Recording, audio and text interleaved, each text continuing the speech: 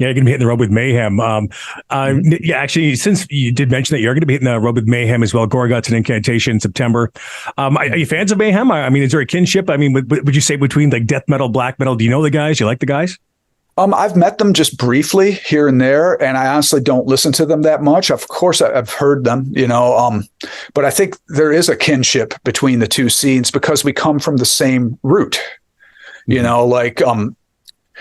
and I think we'll get along great with these guys. I know that Eric toured with them when he was in Hate Eternal. Mayhem and Hate Eternal toured together, and he had a great time with them.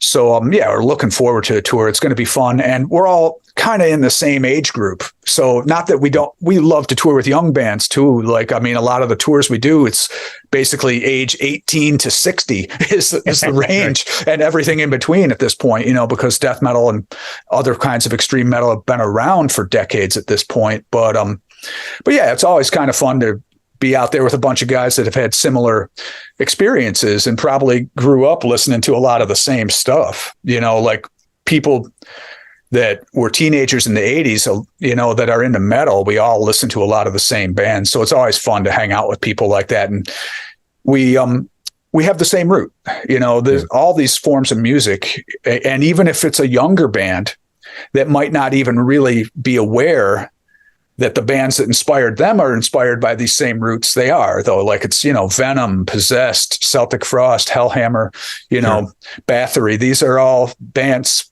that inspired all these different types of extreme metal. Ultimately, they're the beginning of what led to a multi-branched, very diverse extreme metal scene that includes death metal and progressive death metal and black metal and all these different types of metal and thrash, of course. And, from there you get everything else too, deathcore and so forth. I mean, it all starts more or less in the same place, in my opinion. And that's why it can all work together when you do a tour that's got variety like this.